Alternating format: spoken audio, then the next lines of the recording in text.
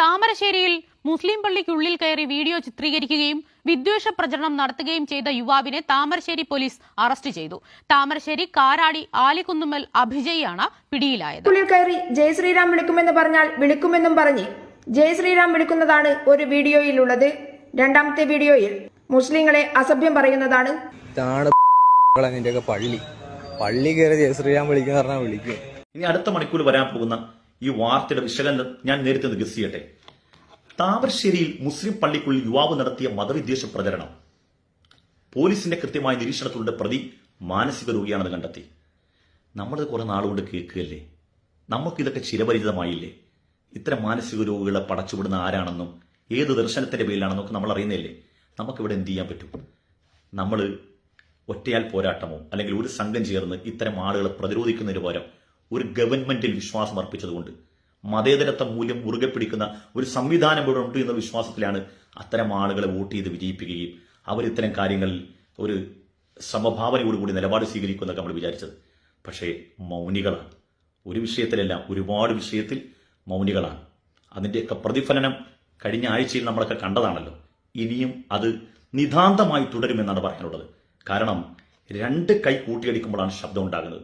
Government മനസ്സിലാക്കുന്ന ഒരു കാര്യമുണ്ട്, ഇതേ പ്രതികരണം തിരിച്ചു മറ്റു ആകാത്തത് കൊണ്ടല്ല, ഇതൊക്കെ എല്ലാവർക്കും കഴിയുന്നൊരു സംഗതിയാണ്. പക്ഷേ മതം എന്ന് പറയുന്ന ഒരു സാധനം നമ്മൾ ഉൾക്കൊള്ളുന്നുണ്ടല്ലോ.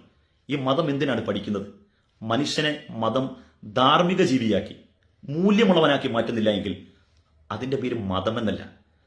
ഈ ആനക്ക് പൊട്ടുന്ന ഒരു തരം മതമുണ്ട്, അതാണെന്ന് ഈ അവസരത്തിൽ പറയുകയാണ്.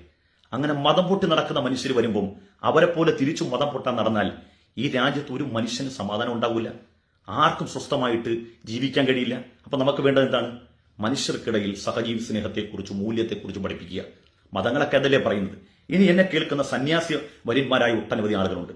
നിങ്ങളോട് സ്നേഹത്തോടുകൂടി പറയുകയാണ്, ഇത്തരം തെമ്മാടിത്തരങ്ങൾ നടക്കുമ്പോൾ നിങ്ങൾ 100,000 കാര്യങ്ങൾ മദ്രസ അധ്യാപകരുടെ ക്ഷേമ പെൻഷനും ആ പെൻഷൻ ഈ പെൻഷൻ കൊടുക്കുന്നതൊക്കെ വ്യാജം പറഞ്ഞ് നിങ്ങൾ ലീഡ് ചെയ്യലുണ്ടല്ലോ. ഒരാളെങ്കിലും വന്ന് സ്നേഹത്തെ ഇത്തരം കാര്യങ്ങൾ ചെയ്യാൻ പാടില്ല. സമീപകാലത്ത് എത്ര ക്ഷേത്രങ്ങളിൽ വിഗ്രഹങ്ങൾ തകർക്കപ്പെട്ടു, അതിൽ പിടിക്കപ്പെട്ട പ്രതികളെല്ലാം അതേ ദർശനം ഉൾക്കൊള്ളുന്നവരല്ലേ? അതിനു മുമ്പ് എന്തെല്ലാം വിദ്വേഷ പ്രചരണങ്ങൾ മുസ്ലിങ്ങളാണ് വിഗ്രഹാരാധനക്കെതിരായതുകൊണ്ട്. വിഗ്രഹാരാധനക്ക് ഞങ്ങൾ മാത്രമല്ല എതിര് കേട്ടോ, നമ്മൾ മനസ്സിലാക്കണം. വിഗ്രഹാരാധനക്ക് മുസ്ലിങ്ങൾ മാത്രമല്ല, പാരമ്പര്യം പറഞ്ഞാണല്ലോ പല ആളുകൾ ലീഡ് ചെയ്യുന്നത്. വിഗ്രഹാരാധന ഇന്ന് ഇന്ത്യയിൽ ഏറ്റവും കൂടുതൽ പഴക്കമുള്ള വിശ്വാസ ദർശനമാണ് ആര്യ സമാജക്കാർ. ആര്യ സമാജക്കാരും വിഗ്രഹാരാധനക്കെതിരാണ് കേട്ടോ, ഞങ്ങൾ മാത്രമല്ല. അപ്പൊ അതൊന്നും പറഞ്ഞ് ഇവർ വിഗ്രഹാരാധനക്കെതിരാണ് ഒരു സമൂഹം, അതുകൊണ്ട് നമ്മുടെ ക്ഷേത്രങ്ങളും അമ്പലങ്ങളും ഒക്കെ കവരാൻ പോവുകയാണ്. എന്റെ പൊന്നു സുഹൃത്തെ, ഞങ്ങൾക്ക് 100,000 പണികൾ വേറെയുണ്ട്. ഇവിടുത്തെ ക്ഷേത്രങ്ങൾ, അതിന്റെ വരുമാനങ്ങൾ, അവിടുത്തെ ആചാരങ്ങൾ ഇതൊക്കെ തടയുകയും അല്ലെങ്കിൽ അത്തരം കാര്യങ്ങൾ പരിഹസിക്കലൊന്നും ഞങ്ങളുടെ പണിയല്ല, ഞങ്ങൾ അതിന്റെ ആളുകളുമല്ല. ഞങ്ങളുടെ വിശ്വാസം ഉൾക്കൊണ്ടുകൊണ്ട് ഇന്നലെ തന്നെ എന്റെ പള്ളിക്ക് മുമ്പിൽ 3 സ്ത്രീകൾ, ഒരാളുടെ ഭർത്താവ് ഡയാലിസിസ് ചെയ്യുന്ന, അവർക്ക് സുഖമില്ല, കിഡ്നി പോയതാണ്, വേറെ 2 രോഗികളായ സ്ത്രീകൾ. ഇവരെല്ലാം മറ്റു മതങ്ങളിലുള്ളവരാണ്. അവരൊക്കെ നമ്മുടെ പള്ളിയുടെ മുമ്പിൽ വന്നു നിൽക്കുമ്പോൾ നിങ്ങൾ ഏത് ദർശനത്തിന്റെ ആളുകളാണ്, നിങ്ങൾ എന്തിന്റെ ഭാഗമാണെന്ന് ചോദിച്ചിട്ടല്ല, പള്ളിയുടെ മൈക്കിലൂടെ പ്രസംഗിക്കുന്ന അള്ളാഹു ഏകനാണെന്ന് പറയുന്ന, അള്ളാഹു വിശ്വസിക്കണമെന്ന് പറയുന്ന ആ മൈക്കിലൂടെ തന്നെയാണ് പറയുന്നത്, നമ്മുടെ പള്ളിയുടെ വാതിക്കൽ സഹോദര സമുദായത്തിൽപ്പെട്ട 3 സ്ത്രീകൾ വന്നിരിക്കൊണ്ട് അവരെ സഹായിക്കണമെന്നൊക്കെ പറയുന്നത്. അതിലൊന്നും നമുക്കൊരു കുറവില്ല. കാരണം എന്താണെന്നറിയോ? മതം എന്നുള്ളത് മനുഷ്യനെ സാംസ്കാരികമായി ഉയർത്തുന്നില്ല എങ്കിൽ അതിന് മതമെന്നല്ല, ആനക്ക് പൊട്ടുന്ന മതം എന്ന് പറയണം. ഞാൻ നേരത്തെ പറഞ്ഞില്ലേ, അത് തന്നെ. അതുകൊണ്ട് ഈ യുവാവിനോട്, അതേ പ്രായമുള്ള മക്കളോടൊക്കെ പറയാണ്, നിങ്ങൾ നിങ്ങളുടെ ദർശനങ്ങളൊക്കെ ഒന്ന് പഠി, ആ മതത്തെ നിങ്ങളൊന്ന് പഠി. അപ്പൊ നിങ്ങൾക്ക് സ്നേഹിക്കാനേ കഴിയൂ, മറ്റുള്ളവർ ഉൾക്കൊള്ളാനേ കഴിയൂ. എന്തിനാണ് ഈ അന്യമത വിദ്വേഷം? എന്ത് ഗുണമാണ് ഇതൊക്കെ ഉണ്ടായത്? നിങ്ങൾ ചിന്തിച്ചു നോക്ക്. തിരിച്ച് നമ്മൾ ആരെങ്കിലുമാണ് ഒരു അല്ലാഹു അക്ബർ പള്ളിയുടെ നടയിൽ നിന്ന് വിളിച്ചിരുന്നെങ്കിൽ ഈ രാജ്യത്തിന്റെ അവസ്ഥ എന്തായിരിക്കും? നമ്മൾ ആരെങ്കിലും അത് ചെയ്യുന്നുണ്ടോ? നമ്മൾ ആരെങ്കിലും അത്തരം വാക്കുകൾ, അങ്ങനെ ഒരു വാക്കുകളെങ്കിലും മറ്റു മതത്തെ അപകീർത്തിപ്പെടുത്തിക്കൊണ്ടൊരു വാക്ക് പോലും നമ്മൾ എന്റെ കാര്യമാണ് പറയുന്നത്. ഞാനടക്കമുള്ള ഞാൻ ഉൾക്കൊള്ളുന്ന സംഘടനാ പ്രസ്ഥാനം ഈ നാട്ടിലുള്ള കേരളത്തിലുള്ള മതസംഘടനയൊക്കെ അങ്ങനെ തന്നെ. ആരെങ്കിലും ഇങ്ങനെ പറയുന്നുണ്ടോ? നമുക്ക് ഈ ആവോളം സ്നേഹിച്ചും ബഹുമാനിച്ചും ഒക്കെ പോയിക്കൂടെ?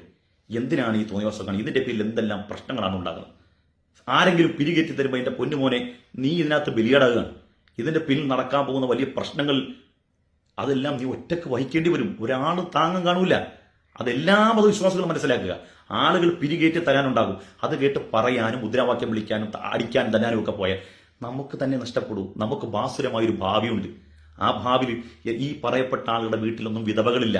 ഈ പറയപ്പെട്ട ആളുകളെ ആരും വീട്ടിൽ ഈ മക്കള് ജോലിയില്ലാതെയും സ്കൂളിൽ പോകാൻ നടക്കുന്നില്ല. ഇതെല്ലാം നഷ്ടപ്പെടുന്ന നമുക്ക് മാത്രമാണ്. അവരെല്ലാം സുദൃഢമായ സ്ഥാനത്തേക്ക് എത്തുമ്പോൾ എല്ലാം നശിച്ച് നാറാണക്കല്ലായി നമ്മൾ മാറിപ്പോകും. അതുകൊണ്ട് പ്രിയപ്പെട്ടവരെ, എനിക്ക് പറയാം, പ്രത്യേകിച്ച് സന്യാസി വര്യന്മാരോട്, നിങ്ങൾ ഈ സാധുക്കളായ മനുഷ്യർക്ക് ഇതൊക്കെ ഒന്ന് പറഞ്ഞുകൂടെ? നിങ്ങൾ ഇതൊക്കെ വെച്ച് കാശുണ്ടാക്കി തിന്നുന്നതിന് പകരം ആളുകൾക്ക് ഈ മതത്തിന്റെ ദർശനങ്ങളും നന്മയും ധർമ്മവും ഒക്കെ ഒന്ന് പഠിപ്പിച്ചു.